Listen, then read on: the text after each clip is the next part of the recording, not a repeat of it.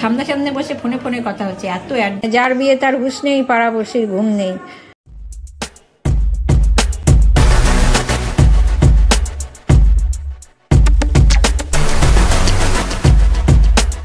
Good morning বন্ধুরা, welcome back to my channel. আজকে দেখো এটা অনেক সকাল, 6:30টাও বাজেনি এখনও, 6:10-15 হবে হয়তো। আমি খুব তাড়াতাড়ি উঠে পড়েছি, কেন আজকে আমার বরকে নিয়ে যেতে হবে ডেন্টিস্টের কাছে। আজকেই ফাইনাল ডিসিশান, কি হবে না হবে দেখা যাক কি হয়। তো সকালবেলা উঠে অলরেডি ভাতটা একবার ফুটিয়ে আমি অফ করে রেখেছি, চাও বসিয়ে দিয়েছি। একটু বাইরে দাঁড়িয়েছিলাম ব্রাশ করতে করতে, তো তোমাদের সঙ্গে একটুখানি গল্প করে নিলাম এই টাইমে। এবার ঘরে যাব, ঘরে গিয়ে দেখাবো। সবাই কিন্তু ঘুমাচ্ছে ঘরে, ভাই সবাই বলতে ভাই আমার বর ঘুমাচ্ছে, আমি উঠে পড়েছি। ঘরটা অন্ধকার অন্ধকার হয়ে আছে। আর এই সকালবেলার মুহূর্তটা এমনিও আগেও বলেছি ভীষণ ভালো লাগে, তবে আজকে একটু চিন্তায় আছি। যেহেতু ও চিন্তায় আছে ওই জন্য আমিও একটু টেনশানে আছি, যা হয় বুঝতেই পারছো। তো চলো ঘরে গিয়ে ঘরের ভেতরটা দেখাই তোমাদেরকে। গ্যাসের জায়গা, ঘর, এ দেখো ঘরে চলে এসেছি। ঘরটা কেমন আবছা আবছা অন্ধকার দেখেছো? আর কি ঠান্ডা লাগছে গো এই টাইমে। এত তাড়াতাড়ি উঠে আমি বাইরে যাইনি না, তো প্রচণ্ড ঠান্ডা। আর ভাই এখনও ঘুমোচ্ছে, দেখো ভাইয়ের রুমে এখনও ওঠেনি। আর চলো বরকে দেখাই। বড়ও এখনও ঘুমাচ্ছে, একবারে চাদর টাদর মুড়ি দিয়ে ঘুমাচ্ছে। পুরো ঘরটাই প্রায় আবছা আবছা অন্ধকার হয়ে আছে। কি ভাল লাগছে না, দেখো ওর অবস্থা, ঘুমোচ্ছে মাথায় মুড়ি দিয়ে। আমি উঠেছি, মানে যার বিয়ে তার হুঁশ নেই, পাড়াপড়শির ঘুম নেই। আমাকে উঠে ভাত করতে হবে, টুকটাক কাজগুলো তো সারতে হবে বলো। নিস্তব্ধ ঘর এখন, তার মধ্যে আমি ভূতের মতন বিচরণ করছি। আর এখানে দেখো ভাতটা একবার অফ করে দিয়েছি আর চা বসিয়েছি। চাটা নামাবার মনে হচ্ছে সময় হয়ে গেছে। চাটাও দেখো অন্ধকার অন্ধকার দেখাচ্ছে, যেহেতু ঘরটা অন্ধকার ওই জন্য। এরকম আলো ছাওয়ার মধ্যে হাঁটতে আমার খুব ভালো লাগছে। 2 কাপ চা আর ভাইয়েরটা ফ্লাক্সে রেখে দেবো, উঠে খেয়ে নেবে। ওকে বলেই আমরা বেরোবো অবশ্য যদিও। তো বরের ড্রেস আপ হয়ে গেছে, ও ড্রেস আপ করে বসে আছে, একটু টেনশানে আছে, একটু না ভালোই টেনশানে আছে। আমারও ড্রেস আপ হয়ে গেছে, ভাইয়ের চা খাওয়া হয়ে গেছে। এবারে আমরা বেরোচ্ছি গন্তব্যস্থলে যাওয়ার জন্য। তো বন্ধুরা এখন 9:30 বাজতে চলেছে, চলে এসেছি বাড়িতে। মিনিট 10 হলো, দেখিয়ে দেবো। ও দাঁত ফাত তুলে বসে আছে, আজকে সারাদিন কথা বলতে পারবে না, খুব ভয় পাচ্ছিল। যাই হোক হয়ে গেছে, 2টো দাঁতে একসাথে তুলে ফেলেছে, বলেছে এগুলো রাখার কন্ডিশন না। তো 10টার সময় ওষুধের দোকান খুলবে, আমি যাব, মেডিসিন সব খুললেই আমি যাব, ওষুধগুলো নিয়ে আসবো। ঘরে বসে থাক, আজকে সারাদিন তো বাইকও চালাতে পারবে না। আজকে একটু রেস্ট্রিকশানে থাকতে হবে, কাল থেকে ফ্রি লাইফ। চলো, মানে বিরাট বড় একটা চ্যাপ্টার মনে হচ্ছে আজকে ক্লোজ হলো। হ্যাঁ, সেলাই কাটতে হবে 5 দিন পরে গিয়ে, সেটা তো কোনো ব্যাপার না। ঠিক আছে, এখন রাখছি, মাসি কাজে চলে এসছে, দেখে আমি একটু পরে ওষুধ আনতে যাব। ওকে, টাটা। এখন 12:10 বাজে, রুটি করে বসে আছি, আটা মাখলাম, রুটি করলাম। এখন ফোনে ফোনে কথা হচ্ছে বরের সঙ্গে, সামনাসামনি বসে ফোনে ফোনে কথা হচ্ছে, এত অ্যাডভান্স হয়ে গেছি। ও হোয়াটসঅ্যাপে লিখলো যে রুটি করো, পাতলা করে কমপ্লান দিয়ে গুলে রুটিগুলো একদম ভিজিয়ে রেখে ঠান্ডা হয়ে গেলে খাবো।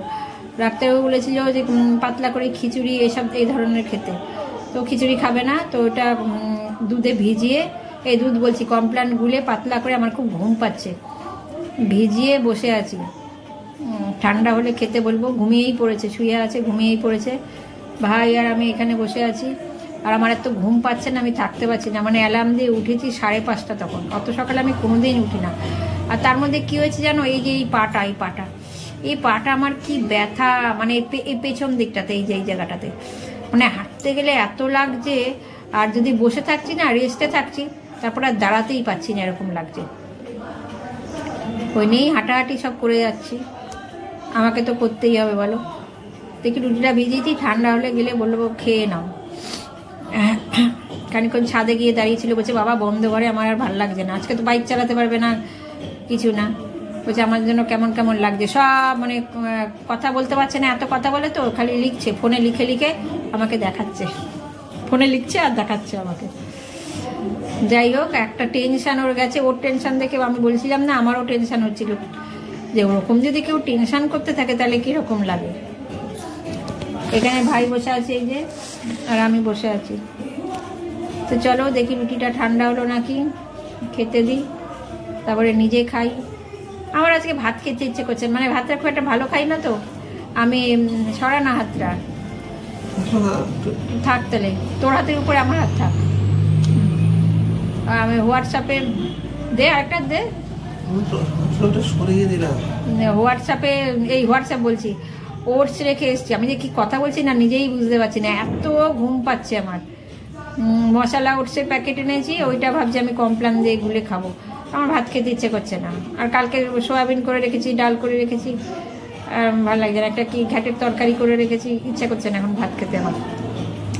দ্বিতীয় কথা হচ্ছে পাটা খুব ব্যথা করছে, কি জানি। সেদিনকে রসুন তেলটা করেছিলাম বরের জন্য মাখাবার জন্য, ওই যে বললাম না অ্যাক্সিডেন্ট হয়েছিল, সেই তেলটা রয়ে গেছে।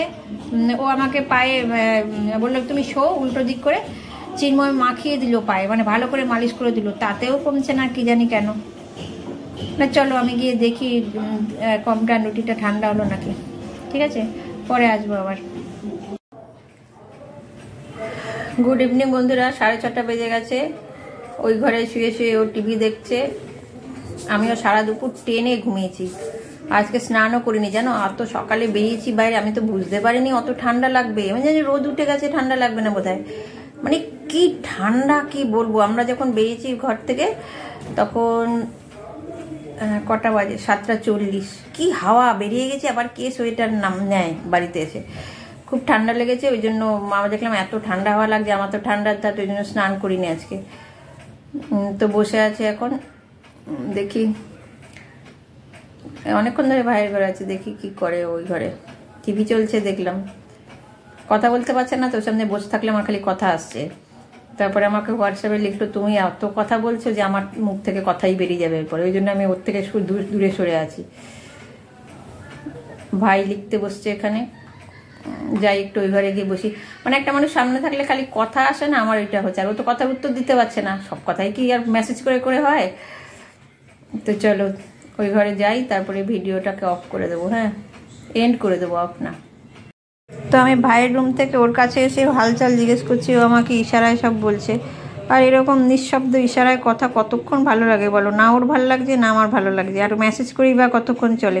আর সব কথা ইশারা করে বললেন আমি বুঝতেও পারছি না কী যে বলছে। ও একটা বোঝাতে চাইছে, আমি আর একটা বুঝছি, মানে এইরকম একটা কন্ডিশন দাঁড়াচ্ছে। তখন আমাকে ফোনে মেসেজ করে লিখে বোঝাচ্ছে।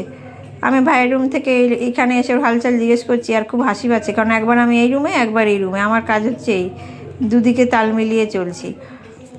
দেখি ডিনার করে শুয়ে পড়বো, আজকে বেশি দেরি করবো না, আর ভিডিওটাও বেশি টানবো না। কোনো অসুবিধা নেই ও বললো, কোনো প্রবলেম হচ্ছে না, কোনো ব্যথা বেদনা কিছুই নেই।